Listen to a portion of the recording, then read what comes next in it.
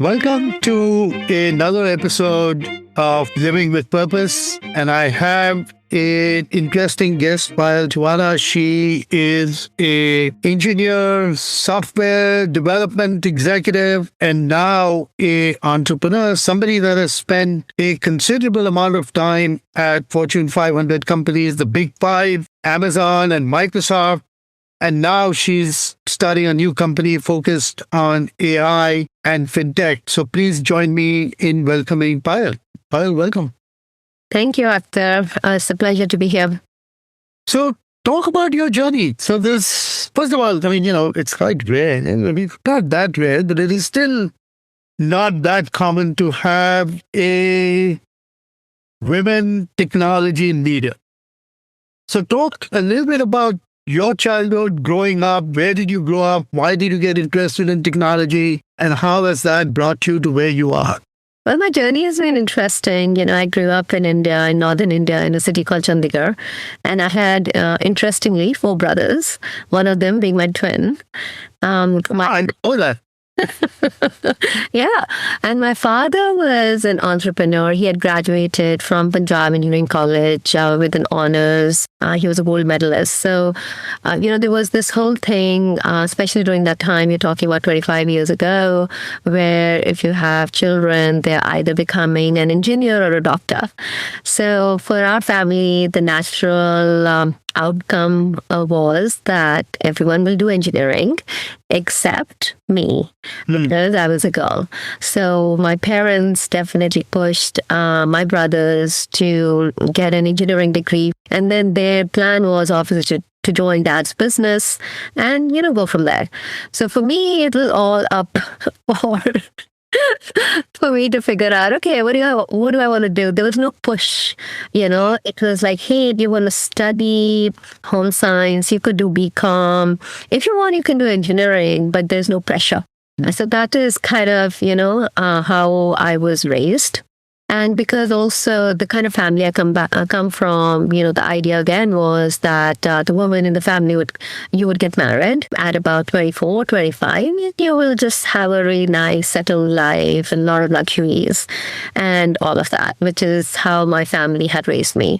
But me, being me, I was like, no, wait a second. What I really want to do is engineering.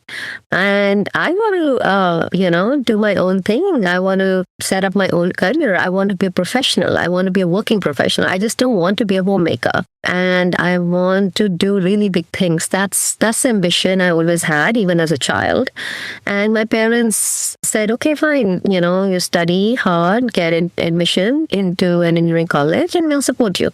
So that is what they did. I worked very, very, very, very hard because I was trying to prove a lot of things to myself, to my parents, to my brothers, how I could do it as well. And I did my engineering soon after I did my MBA. And then I went to my dad and said that, hey, I've gotten this job as a software developer and I want to work. And he said, no, women in our families, they don't go and work in a job. Like now, maybe it's the time for us to get you married. And after that, maybe you can set up something of your own. I said, no, I want to do a job. And actually the job is in the US. And I have this guy I'm going to get married to, and we're going to go to US and I'm going to do a job there. So all of this was so foreign to my family. It's not even like funny. My brothers were flabbergasted. My parents were kind of stunned. They're like, we don't know how this rebel with her own mind was born in our family, because I was just on my own path. I was just on my own journey. So I did that. My dad obviously gave in, supported me. I came to the US. I worked as a developer here in a startup in Seattle. And when I moved to Seattle, again, I used to look at Microsoft and I'm like, yeah, that's the company I want to work for one day. And as fate would have it, within 2 years, I joined Microsoft, the product program manager, and then the rest is history. So let me get you back, right? You just covered a lot of ground. So first of all, I understand that your family was pushing your brothers to go into engineering. Your father had that background. But were there certain things in school that got you gravitated towards engineering? What were some of the moments that got you to say, yeah, I'm good at this? Were you good at math? Were you good at science? were teachers playing a role in pushing you towards that? So give us a little bit of a flavor, because now you just don't wake up and say, I want to become an engineer. I was a good student, and I scored really well. I was always in the top three.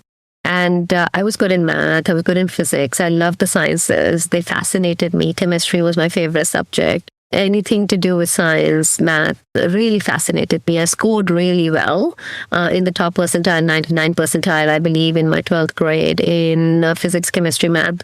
So I always had that bent. I think that it was a natural bent for me to be able to work with sciences. So that's why also I saw everyone else studying hard for entrance examinations. And entrance examinations in India was like so competitive. And you had to really work your ass off for 2-3 years and do a lot of hard, just constant work and put in a lot of effort in order to clear the entrance. And so when I cleared the entrance for Punjab Engineering College, it was a big accomplishment and a feather I felt in my cap. And obviously my parents were thrilled, my brothers were thrilled, everyone was very happy for me. That's where it started. I remember, I think around that time when I was young, used to tell my mom that maybe I want to be a surgeon.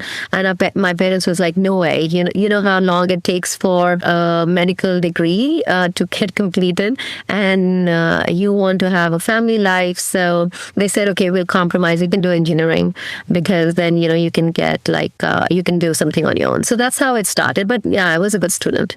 So you finished your engineering. Did you go to school in Chandigarh or did you go outside?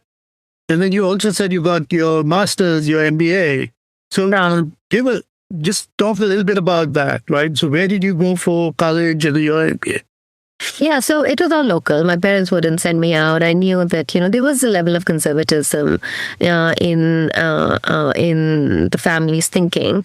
So it was not like, hey, we're going to send our only girl out of Chandigarh to study. And that was another thing, a lot of people and students, including my brothers, had choices that maybe they can get admission into Delhi or Bombay or, BITS Pilani was a big one, Thakur was a big institute, or even Bangalore, right? I didn't have those choices. My only choice was if I want to do engineering, it has to be local. So it had to be at Punjab Engineering College, which was in Chandigarh. So, and we knew that it's very competitive. So if I didn't get in there, then my prospects of getting a professional degree, engineering degree would be.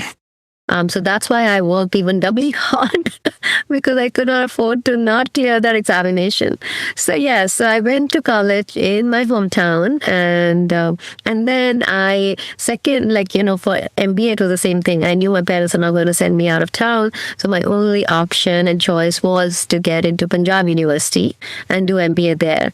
And again, it was the same story. It was highly competitive, and when I was studying for the entrance to get into the MBA school, I had to work doubly hard. So I've grown up working within constraints, like not really just working, in a free-flowing way without constraints. I've always worked within constraints. And even after that, I graduated, and the kind of job I could do, where I could work, there were a lot of constraints around it. So you finished your engineering, you finished your MBA, and you landed up in Seattle because you got a job first, or because you were marrying somebody? No, because I got a job. Yeah, okay. I came here for work, and then I was. And so talk a little bit about that, and then your journey in Microsoft, and obviously you became a general manager at Microsoft, which is a huge accomplishment, right? So talk a little bit about that journey, and then Amazon and what you're doing now. Yeah, so I started working as a developer, coding. I loved coding. I was working with a startup here in Seattle called Aspie.com, did that for 2 years. But again, my passion was definitely on the product side. And my dream company, I remember at that time, was Microsoft. I used to look at the Microsoft campus and the buildings, and I'm like, oh, I'm going to work here one day. And I knew it, I'm going to work here one day. So I applied. I got a job offer. 20 years ago, it used to be, product and program management were kind of together, where basically you're working with the engineering team to build products. You're still building the product roadmap, product backlog, customer requirements, business requirements, and getting it delivered and getting it deployed and tested. So that was a role I did, and I loved it. I honestly just loved every bit of it. I loved the company. I was there for 18 years. There was, again, that lot of ambition about doing well, rising up, getting promotions, going up the corporate ladder, learning new things, getting to the manager role, then a manager of manager role, and then ultimately general manager role. So all those were very much, very focused. It didn't do any detours because, I set a goal and I said, okay, I'm going to accomplish a goal. And it was honestly, I think when I look back, it was a really fun journey. I learned so much. So when people ask me about my journey at Microsoft, I tell them I'm a Microsoft born and brought up baby. So talk a little bit about some interesting moments at Microsoft, and did the company ignite your purpose? And how was purpose playing a role? Well, you spent 18 years there, and you obviously participated in the giving campaigns and all of the other things that happened at Microsoft. To share a little bit about that. Yeah, definitely. I think Microsoft definitely ignited my purpose. There was a lot about just building, innovating, building products, scaling products. And that's what I just inherently loved doing, taking products to market, creating products based on customer needs, customer requirements. I think just the whole idea that with technology, so many amazing things, beautiful things can be created, and they can actually start to create impact for users who are using them, for the customers.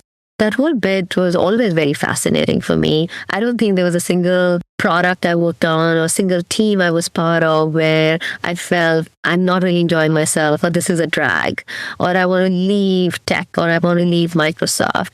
I don't think that ever happened. I just continued to go from org to org.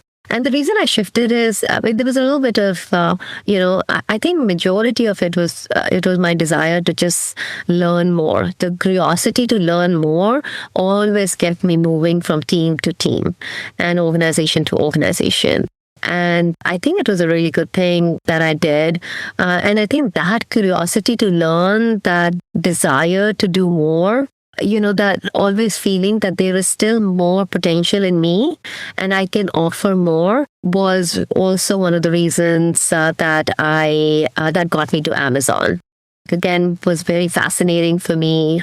The culture especially was truly fascinating for me. My husband worked at Amazon, so I got first-hand view into the culture there. So I was like, hey, I want to be part of that whole environment as well, where, you're working with a kind of a different fire under your belly, with a different kind of perspective, with different people, different culture. And I think to a large part, I feel what I've done so far has been very aligned with what I felt was my purpose. So you've kind of been a corporate person for 20 years. And then suddenly you decide that you want to be an entrepreneur. And how does that happen, right? What is the thinking that says, I'm going to get out of my comfort zone and start something on my own? And how do you take that leap? And what gets you to get to this point?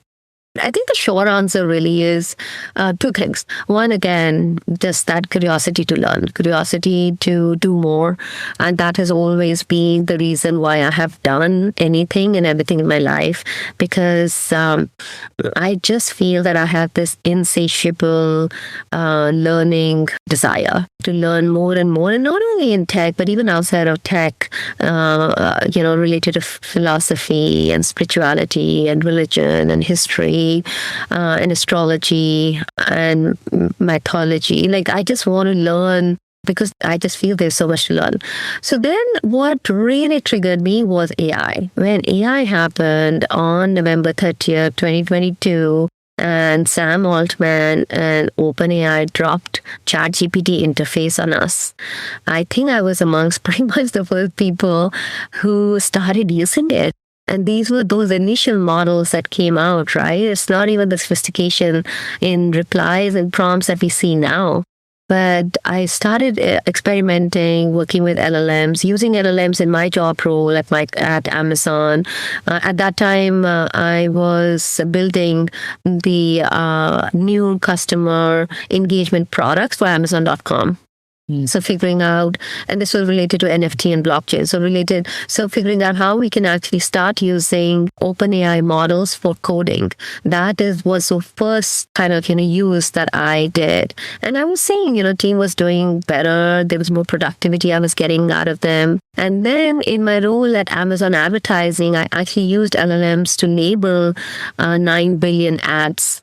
The speed with which it happened, the accuracy with which it happened, was again very fascinating.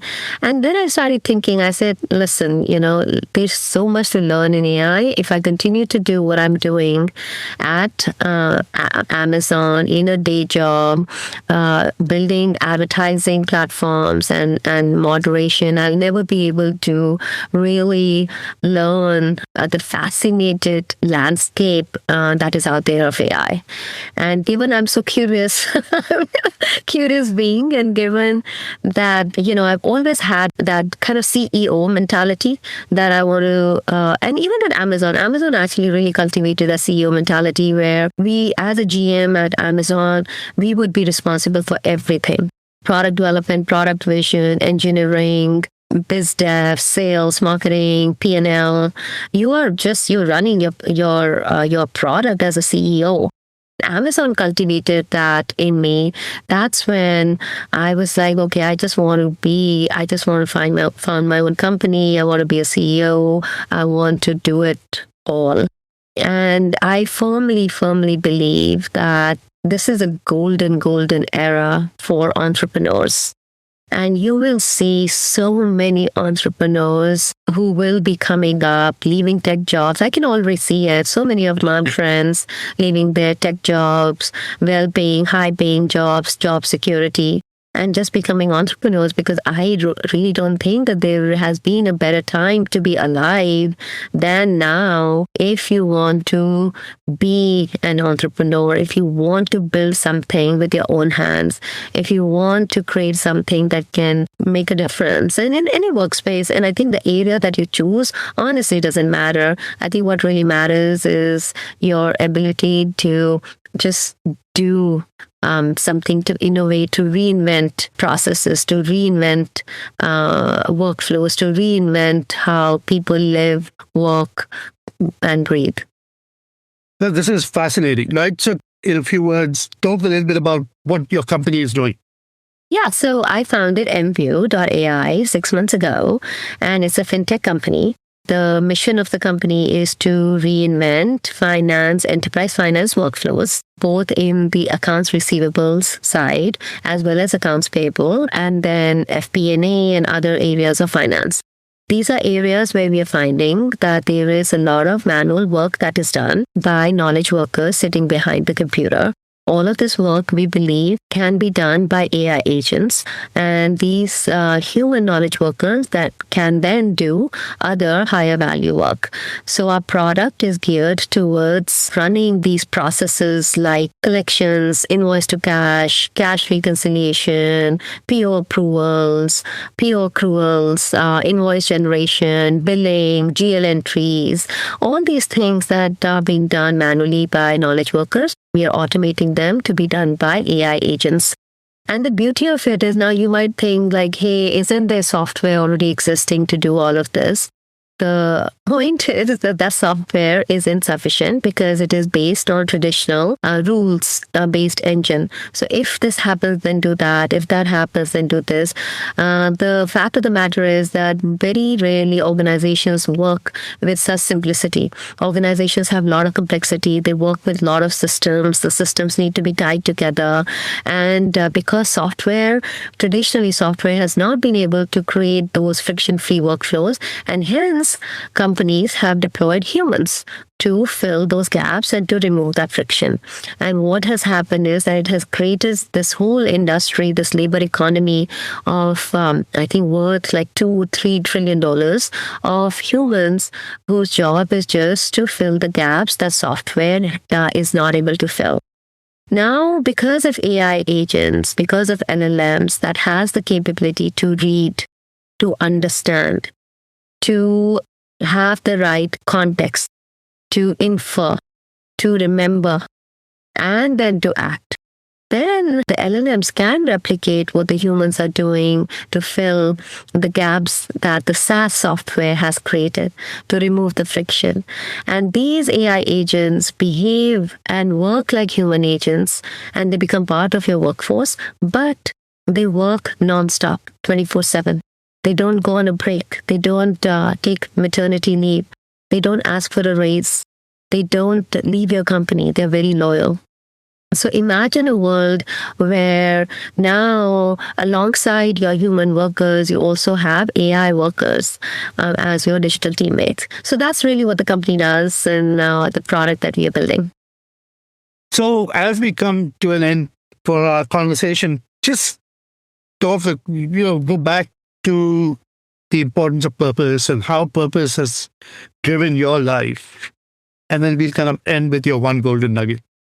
So I think purpose, it is extremely important for everyone to find a purpose in life. I feel that the reason why a lot of people, they feel depressed or they feel dissatisfied with what they're doing, with their life, with their work, is because of, that inherent feeling that we are lacking purpose. Like, what am I doing this job for?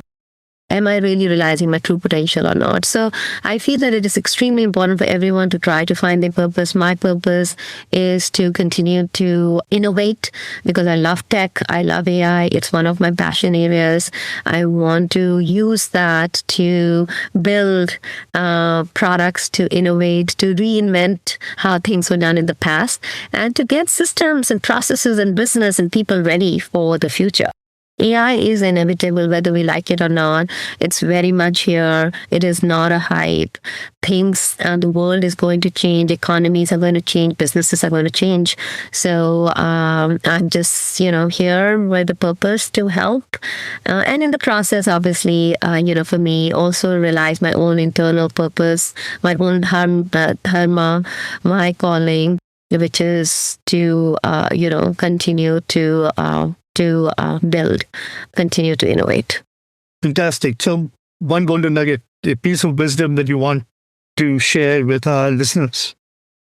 Never stop learning.